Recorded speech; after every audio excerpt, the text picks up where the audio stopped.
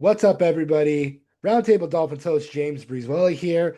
Right after we wrapped up our new episode of our Roundtable Dolphins podcast, some more news broke. At the top of the hour, we were talking about Bradley Chubb. We went through a bunch of other topics. And then shortly after we got off, more news broke that the Dolphins have released Tyreek Hill and two other players. I will just quickly talk about that, and I will be adding this to the top of the podcast. And then you can just keep watching for all of our regular coverage on the team, including Bradley Chubb and what to do with Tua Tagovailoa and all of those good topics there. So that being said, the Dolphins have released Tyreek Hill. Also, Nick Westbrook-Akine is released, and James Daniels. Tyreek Hill being released was expected. Nick Westbrook-Akine, that obviously makes sense because he only got 89 yards out of 3 starts and 15 games appeared. James Daniels, guard, also makes sense. According to Tom Pelissero, those three moves clear 66.98 million and 56 million in cap space for 2026. The Bradley Chubb release also saves 7.3 million and a buttload more cap space in 2027. So the Dolphins are entering this full rebuild mode. Obviously, this is what's going on. We can expect that a situation, or rather a decision on Tua Tagovailoa, will be coming in the coming days or weeks. They could be trying to trade him. Either way, clearly this rebuild is happening. Jon-Eric Sullivan, new general manager, said that the Dolphins would be engaging in a reset so that they can build through the draft, which is what the Packers have done for multiple years, where he was for 20 years. Tyreek Hill is no longer a member of the Dolphins, nor is James Daniels, Nick Westbrook-Akine, and Bradley Chubb, which we will get into right now. Thanks. All right, we are back for Roundtable Dolphins, episode 9. I am once again joined by my co-host Billie Melissa, and we have a whole lot to talk about at the start of this thing. Just moments ago, hour and a half ago, maybe. Obviously, when this episode goes up a little bit later today, it's going to be a lot longer than that, but that is beside the point. The Dolphins have begun their steep cap cutting measures under new general manager Jon-Eric Sullivan by cutting veteran edge rusher Bradley Chubb. The purge has begun.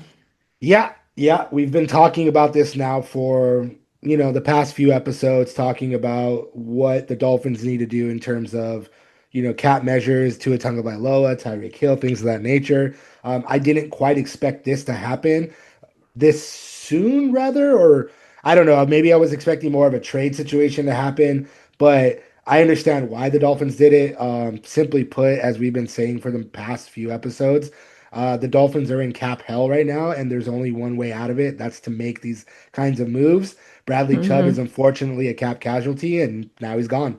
Got to make those tough decisions this time of year. It's not nice. Not nice for fans, not nice for the organization. But I mean, it's a huge loss, but he turns 30 this year, I think. So it could be a choice to be building for the future, building a new era. And it gives him a chance to go somewhere that will be a contender next year. And he can definitely get that money elsewhere. I agree. I mean, there's so many teams that need a pass rusher. The Baltimore Ravens, which we'll bring Come on up over, Bradley Chubb.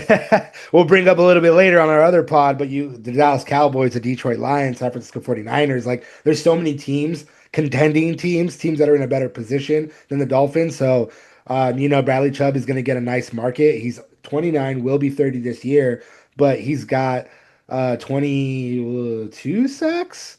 22 sacks over the last 2.5 seasons with the Dolphins. He came over in 2022 in a trade with the Denver Broncos. 2023, he had a career year. He did really well. 74 total tackles, 11 sacks, 11 tackles for loss, 22 quarterback hits. And then the second to last game of the season, he tore his ACL. And Yeah. he was withheld out of the entire 2024 season as a result.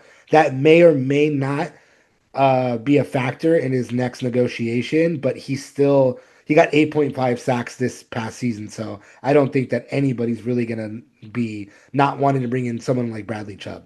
No, Um, some teams really just need that guy. And as a vet, he's a great decision. If you're bringing in if you're in a situation where kind of both of your pass rushers or most of your pass rushers are kind of aging out of the team, it's a good guy to bring in a rookie, have him mentor and bring him up. And he's definitely going to be a great acquisition for any team out there now wanting a pass rusher. Yeah, definitely. And, to get more into the nitty-gritty of why it happened. So the Dolphins save about 7.3 million on their cap. They do take a dead cap hit of 23.8 million. These are, figures that may or may not be fully accurate, but about what's going on. But more so than that, as we've discussed, the Dolphins may or may not be competitive in 2026. They are looking more so to 2027. By releasing Chubb, they have no cap hit for 2027, and the team will save 31.5 million. So, you're looking ahead. You're looking at what Jon-Eric Sullivan's going to be doing in these next few weeks ahead of free agency. It's going to be more so this. Every team is only allowed to post June 1st cut designation. So obviously, I think this needed to happen because they're going to use one of the two on either Tyreek Hill or Tua Tagovailoa. Probably Tyreek Hill because then the idea is that they can trade Tua. Hopefully, we'll Hmm. see. But it sucks because Bradley Chubb is still a very high level pass rusher, even on a Dolphins team that was not that great. Yeah, And it's making impact last season. 2025, yeah, I mean, with Anthony Weaver, and then more of a reason, like Anthony Weaver's probably like, psh, forget about it. He's over now back with the Ravens, who says Hmm. he's not going to be like, hey, look, Minter, we need to get this guy. And Minter knows, he's a defensive mind. This is a conversation Absolutely. for a different pod. Anyways, but I'm getting too wrapped up in that. But, it's a cap move that needed to happen. It's a cap move that sucks for sure for the Yep. Dolphins because you lose an impact player of that degree. But also, it's kind of a reminder of just how bad things have gotten front office wise because the Dolphins could have traded Bradley Chubb last year at the deadline, which they should have. There was no way that Miami was coming back from the end of the season. It's just it wasn't going to happen. So they should have traded him then and got a third rounder, possibly. Maybe a second rounder, maybe I don't know. But at least a third rounder, some other draft compensation. They didn't do that, and now obviously they're taking that 23 million cap hit for releasing him. But It's kind of tough when there's so much going on around. Like there's quite literally like fire in all the rooms. You just don't really know where to start. And I think, you can't really see straight to make decisions like that, make smart decisions in the moment. But yeah, I know it's sad that he's had to become a casualty of it all, but onwards and upwards for him. yeah, definitely. And I mean, it leads right into our next topic, which is Jon-Eric Sullivan needing to do a lot of work behind the scenes. This is obviously a really big cap situation move for him.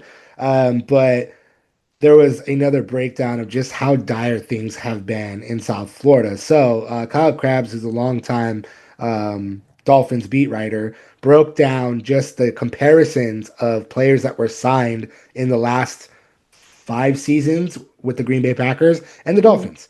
So he broke it all down, and it is pretty insane. So in Mm. the entire time that Jon-Eric Sullivan was the associate or assistant GM, excuse me, for the Packers since 2020, only 6 players have been signed to a contract over 2.5 million per season in that time.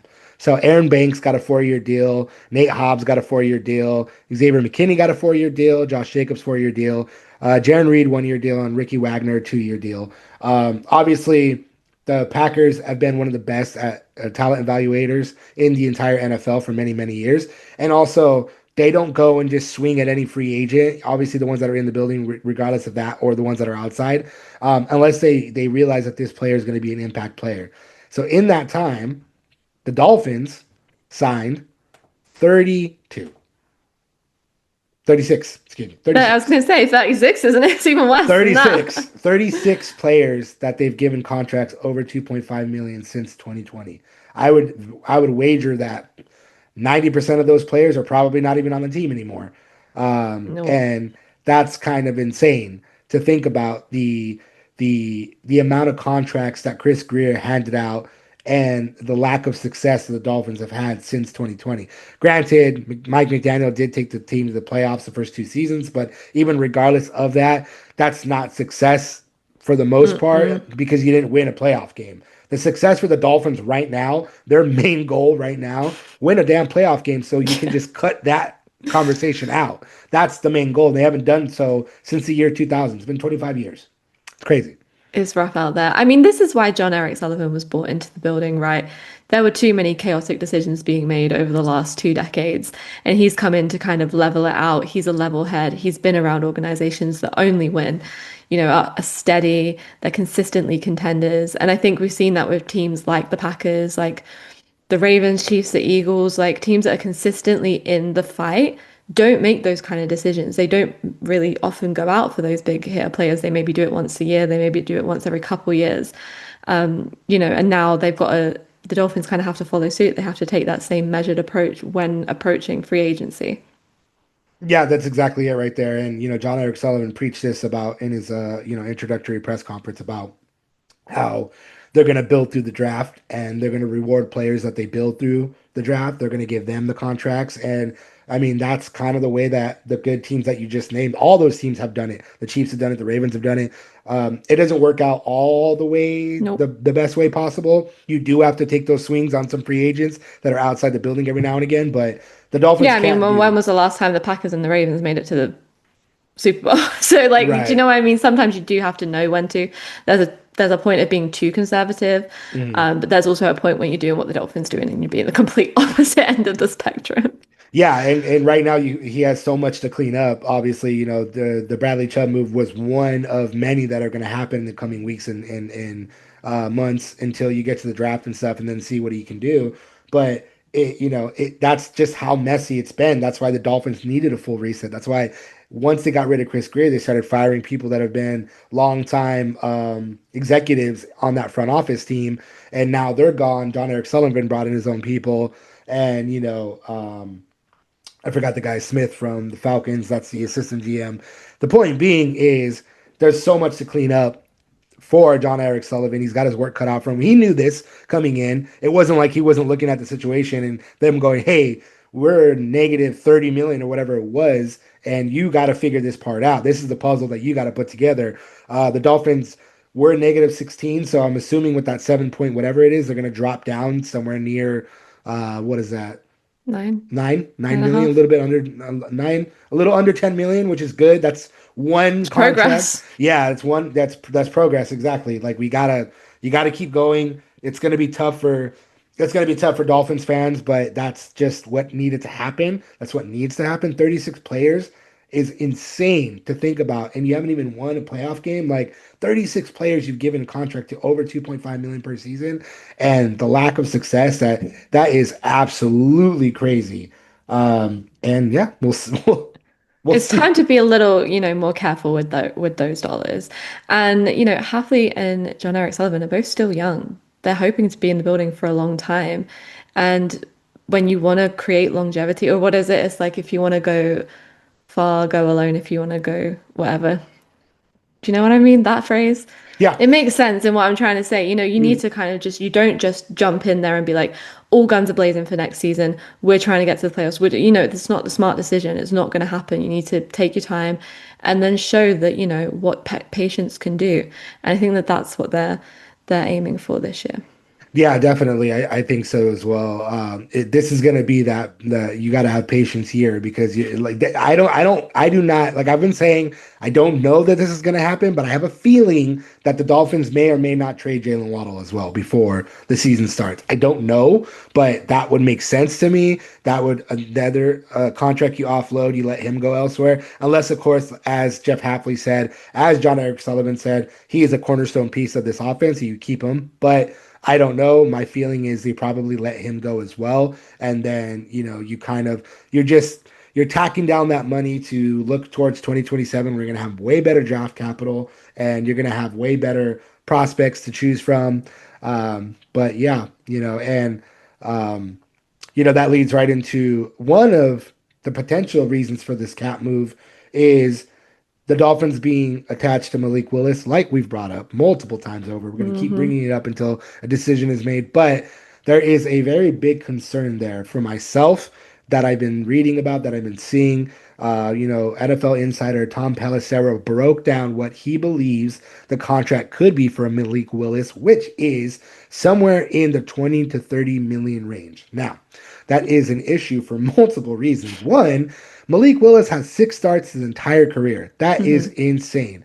I know that people are hyping him up, and I'm not taking anything away from him. He played some wonderful games as relief for when Jordan Love was hurt last season with the Packers, but that's not enough to be rewarding this guy that kind of contract. The reason behind the contract is everyone's making that comparison between him and Justin Fields. Justin Fields got 20 million per season from the Jets. That didn't work out. He got benched. We all know what happened. But the difference for me is Justin Fields was a starter for the Chicago Bears. Justin Fields then went over to the Pittsburgh Steelers where he was the starter while Russell Wilson was hurt. He was I posted a mean, every quarterback under the league was a starter right, for this team. right. He had a 4-2 record before he got replaced by Russell Wilson. Granted, he did not have a good season with the Jets, but look at what the Jets were a mess in general. So Hmm. my feeling is he got that contract because he was a starter. He had so many games under his belt as a starter. Of course, you're going to want to give a starting quarterback that kind of contract. Yeah. Malik Willis, 6 starts, 20 to 30 million. I don't see it.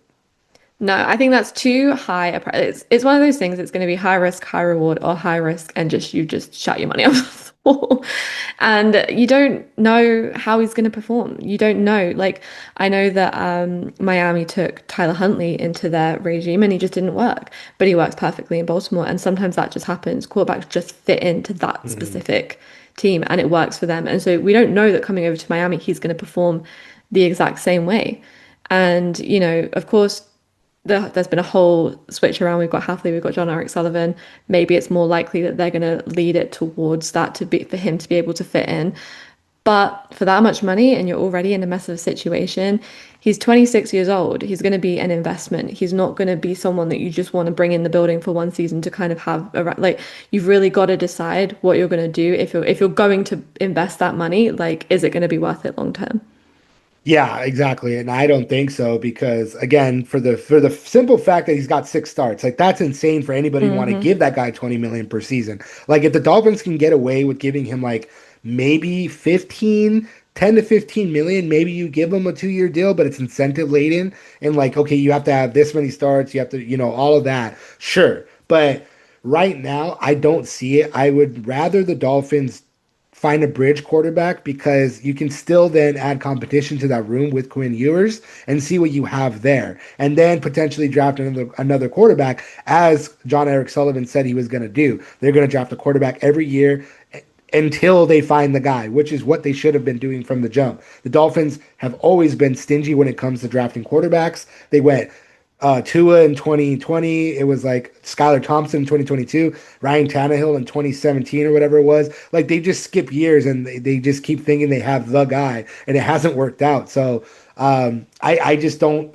I don't want them to go and spend such a lucrative contract on Malik Willis when you still don't know what Malik Willis can be. If you can Hmm. get away with a 1-year deal at 20 million, sure. Let's see what happens. Maybe it's 15 and then, like I said, incentive laden for him to see what he can do.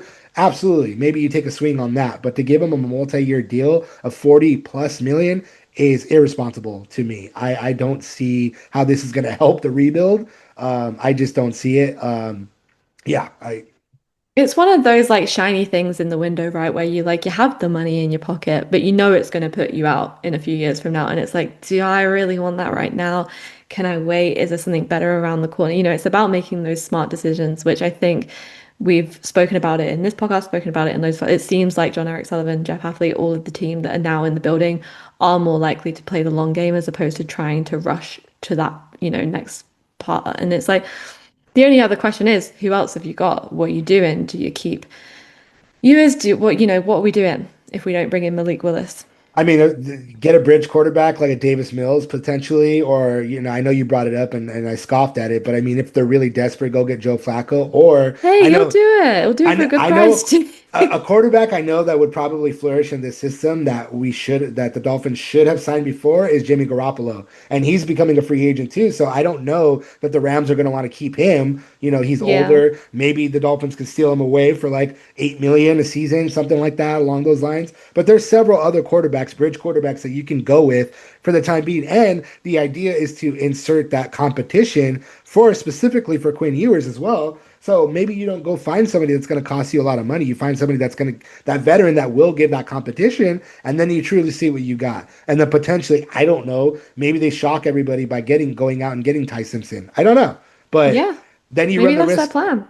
Maybe it is, but then you run the risk of being the Browns, where you bring in like Dylan Gabriel and then you bring in Shedeur Sanders. And it's like who's going to start? I They don't. had five quarterbacks competing for that starting position, That's not and what they you still want. didn't make the decision until the Yeah, end of the season. yeah, you don't want that. You want a veteran. You want that second year, and Quinn Ewers Yep. still technically a rookie in my eyes, and then potentially another rookie, and then your practice squad guy. So I don't know. I mean, I think the Bradley Chubb move should point everybody to the same direction in that the Dolphins are gonna be tough in what they do, and they're for sure buying into the rebuild because they need to. They need to clean up the cap space. They need to clean up those contracts. They need to stack that draft capital for 2027. Yeah. And I was reading that Jon-Eric Sullivan, I think the quote was, wants to draft, develop, and retain. And I think that that's what he's trying to do. He is trying to kind of move around this roster, and he's willing to play the long game. And so I think probably not the smartest move right now. And Malik Willis will get that price somewhere else. He will. And I think that, if he's chasing money, if he's not really waiting to kind of sit around for a couple of years, he's probably going to be choosing elsewhere. I agree. Yeah, Even if the Dolphins are in the conversation, I don't think they're going to necessarily want to pay him the price that he wants. no, and he probably gets that from somebody else because everybody else, for some reason, just keeps Absolutely. thinking that he's this next starter. I'm not saying that he's And not. maybe he is, Maybe he is, but but yeah, do we have not the money to risk it right now? No. no, So, not at all, not at all. And there are other free agents the Dolphins need to look into keeping. I know they are going through their cap cutting moves, but there are several on the roster that could be those low risk, high reward type of signings. At the top of the list, who I brought up multiple times before, which I think they need to bring him back, is cornerback Rasul Douglas. yeah. He's on his way out of being a free agent, unrestricted free agent, but he was ranked 19th out of 114 qualified cornerbacks in PFF. Overall grade of 73.5. 82 pass rush grade, was ranked ninth. Two interceptions, 13 passes defended, one forced fumble, one sack, and 62 total tackles. Even more impressive out of all this is he posted a 54.5 completion percentage and 73 passer rating to opposing quarterbacks. He did give up 3 touchdowns, which is not ideal. But that being said, he had a really big bounce back year, and Sport Track has him earning something around like a 4 million deal, 1 year, 4 million. I think that's someone that you absolutely want to bring back. Those are stats you want to pay that price for. Definitely. And he's that veteran guy. Yeah, he's been around the Yeah. league and he's had some really big success and he's also had some down years as well. But I think if, like you were bringing up, Bradley Chubb being able to mentor, the next Yeah. pass rushers, Rasul Douglas, whoever the Dolphins draft cornerback wise, he's that veteran presence you want to learn from. Especially like been on multiple teams, been in multiple schemes. You've had those up years, those down years, so you want to hear everything from Rasul Douglas. I think it's a low risk, high reward signing that you absolutely have to bring back, in my opinion. And these are the kind of players that the Dolphins should be prioritizing and should be bringing back, not spending 20 million, 30 million on a Malik Willis. Yeah, I literally had that exact same note. Like he's a veteran and they've been talking about bringing a cornerback in maybe in the draft. And so it makes sense, bring him in for this rebuild year, keep him in the building, have a rookie beside him who can learn. And then we're going on to next season and we're really stepping into our, hopefully playoff era. And it's okay to kind of let him walk and let him go on to another team or let him retire or whatever it ends up being. And I think the next guy you've got down is Jack Jones, right? Yeah, Jack Jones. I'm not as high on Jack Jones. His pass rush grade was ranked seventh, 84.9 overall. Huge, but his total coverage grade, 60.2, 67th. Not great. He did give up 68.3 completion percentage and 119.3 passer rating while giving up 6 touchdowns. So, whew, he's a veteran presence, but I don't think that, Sport You Track don't need has. both in the room. No, you don't. You need a Russell Douglas, and like you just said, then you need that younger cornerback. Then potentially you go and get that at number 11 overall. I forget the cornerbacks that they've already been mocked to, but if a good cornerback, Jermod has been mocked to the Dolphins, and he did tear his ACL in 2025. He was out, but he's considered still to be one of the top cornerbacks. If he falls to number 11, I think that's kind of a slam dunk pick. Then you have Russell Douglas mentoring him, and there you Hmm. go. He's a plug and play type of corner, in my opinion. He's going to be playing opposite Douglas, and there you Yeah. go. Yeah. I don't think you need if you're looking to save money, and even though it's a small amount, you don't need to keep both in the building. No. And you just Uh, pick the guy who's produced the best. Absolutely. Not normally a player that I would ever prioritize anybody signing is a kicker, but Hey, it counts. it does It count. counts. And Riley Patterson kind of came out of nowhere. The Dolphins signed him because Jason Sanders injured his hip. He was out for the entire season, never made it back. And Patterson came in hot. He secured 93.1 accuracy percentage. He smashed the record that was previously put there by Sanders of 92.3% in 2020. So now Riley Patterson has the Dolphins franchise record for being an accurate kicker. He was, 11 for 11 on kicks, 40 to 49 yards out. He was three Yep. for four on kicks that were 50 yards or more. His longest was 54. He missed only 2 kicks the entire season. I think this is somebody you absolutely bring back. The Sport Track's got him about 5.2 million for a 2-year deal. Yeah, Why not? I mean, how many games this year were decided by a field goal?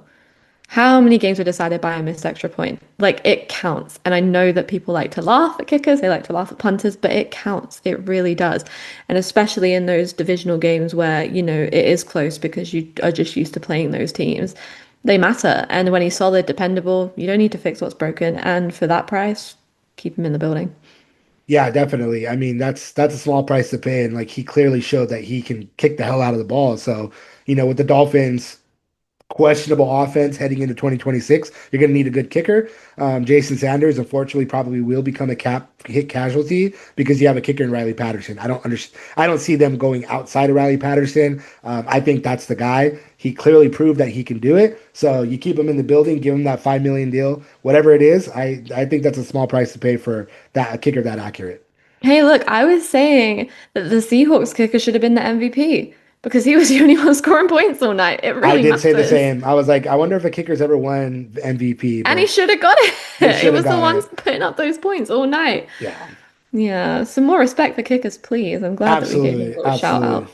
Moving right along to some of our other free agents that the Dolphins need to be taking a bigger look at. So Daniel Brunskill, this one's a little bit kind of a question because he was only there for those jumbo packages that led to Devon Achane having a wonderful season. He was brought in to act as an extra blocker, but he was never used as a starting offensive lineman unless in those jumbo packages.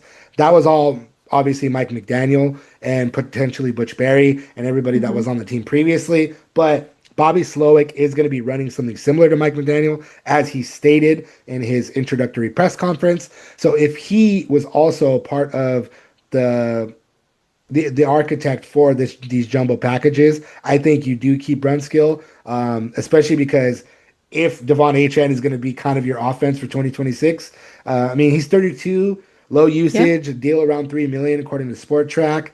I think that's kind of okay to get away with, but then you have to look at like is that going to be the main focal point for this offense? You really want, even though it's a low 3 million ish deal, is that something that you want to spend on, or do you let him walk? I mean, I think sometimes when the one thing that is working for you is that run game, why do you want to mess around with it? And it's a small price. I I agree. mean, Yeah. not for someone like me, but in the league, a small price. When it really, Achan had a great season. He was a big part of that. And like you said, he's 32. Maybe it's just one more year. Maybe then you can think about guards for the draft next year, and you don't really need to think about that this year. may as well just keep him around. Yeah, I mean, I again, if you're going to be running that same type of offense, Bobby Slowick is going to be doing something similar to Mike McDaniel, then yeah, keep Brunskill there, keep him in and see what happens because Devon Achane was fantastic in 2025, and he's clearly going to be the building block for this team. Especially Why if not? you're chucking off all your receivers. Why not? Well, you're gonna need a guy to help with that run. Exactly. The last one that I want to bring up, which is the biggest question mark for the Miami Dolphins, is tight end Darren Waller. So, very shockingly, after the Dolphins traded Jonnu Smith to the Pittsburgh Steelers because they didn't want to pay him, which obviously maybe they dodged a bullet there because he did get hurt and he was nowhere near what he was in 2024 as he was in 2025. But Darren Waller came out of retirement. He hadn't played since 2013. He became a singer, and out of nowhere, the Dolphins are signed him. And I was like, what is happening? So, It's uh, the year of men coming out of retirement. yeah, They really really should though. have just stayed in it. He was hurt at the beginning of the season, and then he was hurt at the end of the season. So I don't know that it's going to be.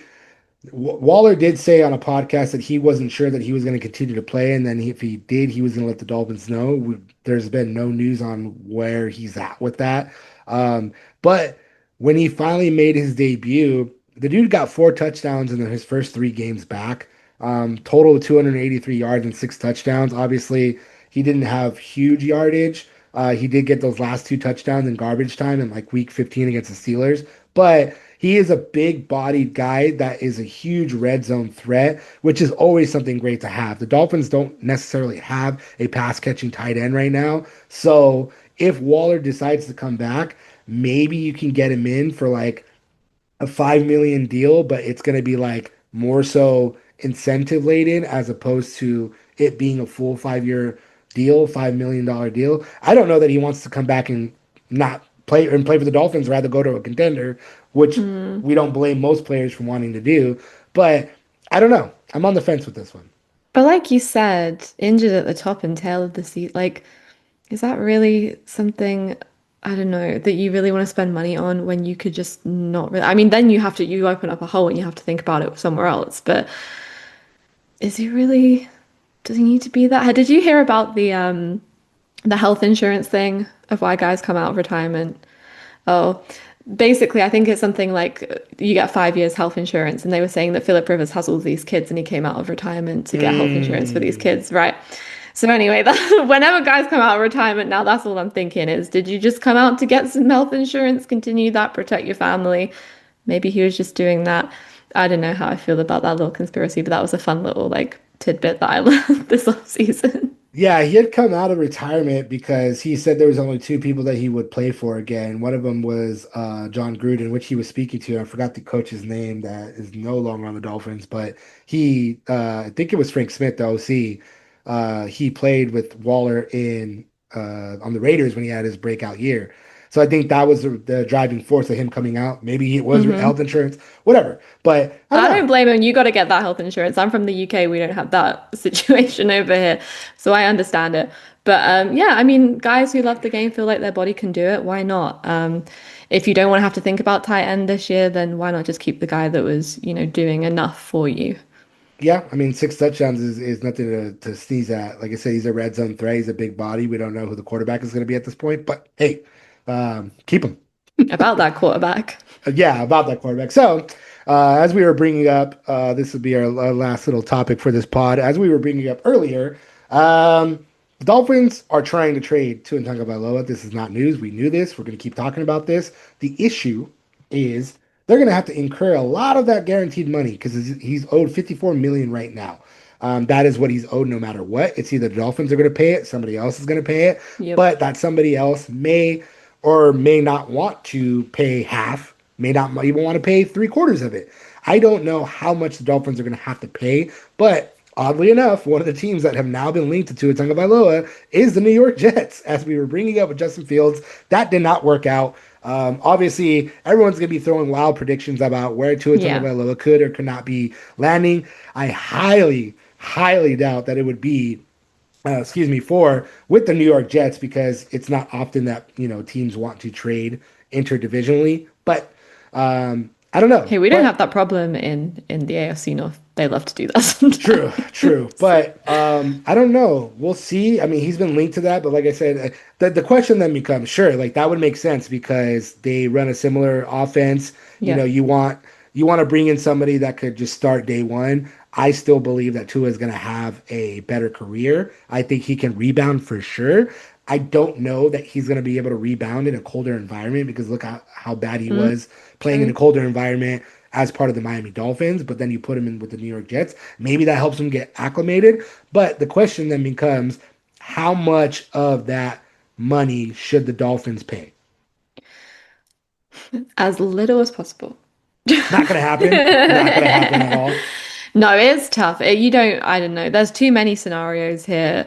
What's the best one? Whatever allows them to pay the least amount of money, which, I think when that is, everyone around the league knows that this is an issue and they can afford to kind of play around with it a little bit. So, they're at a massive disadvantage wherever he's going to end up.